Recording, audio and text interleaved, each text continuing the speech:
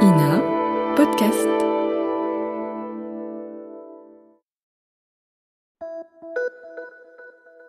Salut, c'est Clara de l'Ina. Cette semaine, dans La vie d'avant, je vous emmène à la rencontre de Pierre, un amoureux des voyages en train. On est en 1989, il a 62 ans, mais reste aussi passionné que quand il était gosse, lorsqu'un voyage en train pouvait facilement prendre 10 heures. Ce qui laissait le temps de profiter du paysage et de rêvasser. J'ai toujours pris le temps. D'ailleurs, je suis né il y a 62 ans demain. Et la semaine après, je partais à Aix-en-Provence me faire baptiser. Alors, vous voyez, j'ai voyagé très tôt. Une semaine après, mes grands-parents voulaient me voir. Bon, alors j'ai voyagé très tôt et j'ai toujours voyagé. Mon père travaillait au chemin de fer. Bon, il n'avait pas de voiture. Bon. Puis alors, après, moi, j'ai travaillé au chemin de fer. Je n'ai pas acheté de voiture non plus. J'ai toujours voyagé par le train.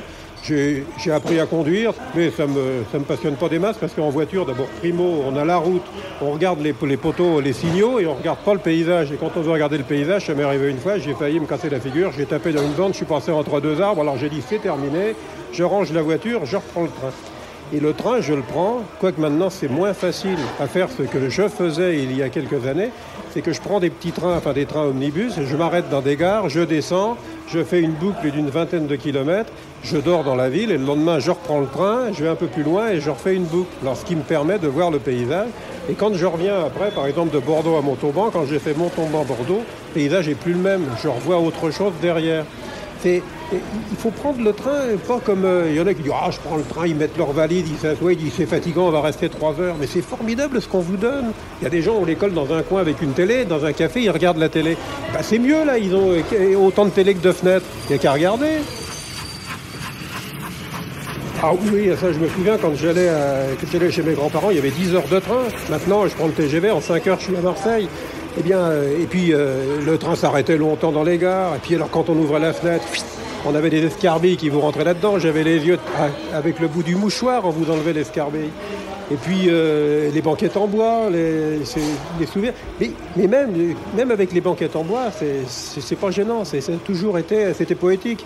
Je me souviens même d'avoir pensé quand j'étais gosse, des nuits quand on allait à Marseille, et mes parents me mettaient dans le porte-bagages quand il n'y avait pas trop de monde. Alors on dormait dans le porte-bagages. C'était une espèce de hamac. Enfin, une espèce de hamac avec une barre de fer au milieu. C'est quand même pas si doux. Ou alors des fois dormir derrière mes parents qui étaient assis comme ça et puis ils restaient sur le bord de la banquette. Ce que j'ai fait après quand j'étais marié moi-même et qu'on amenait le gosse, on l'allongeait derrière nous et j'ai vu que mes parents ils ont passé des voyages qui n'étaient pas tellement agréables parce que le bout de fesse sur le bout de la banquette c'est pas beaucoup.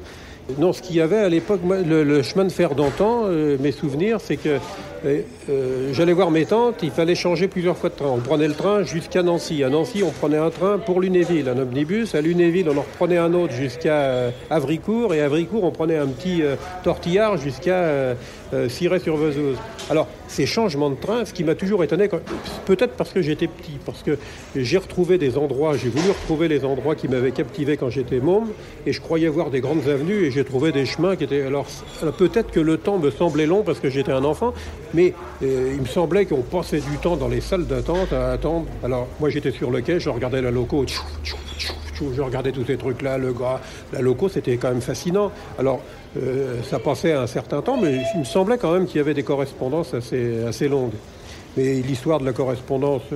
Maintenant, il faut reconnaître une chose, c'est que c'est moins long parce qu'il n'y a plus de correspondance. Vous descendez et puis débrouillez-vous.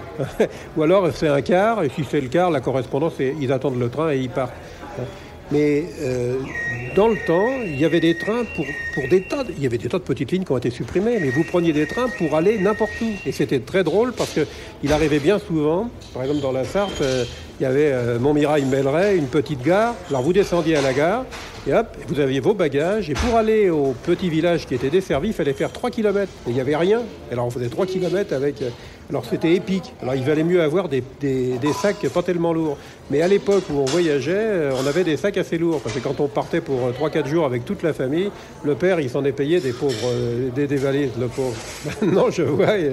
Puis alors après, c'était pendant la guerre, on essayait de ramener du ravitaillement. Alors il avait fait des valises en bois pour que les enfants s'assoient dessus, puis pour qu'ils puissent mettre dedans un peu de beurre ou un peu de viande.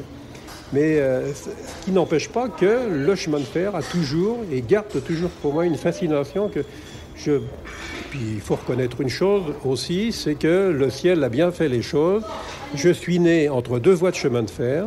Mes parents ont déménagé et ils sont venus dans un HLM qui était à côté de la gare de Noisy, donc tous les trains passaient sous mes fenêtres.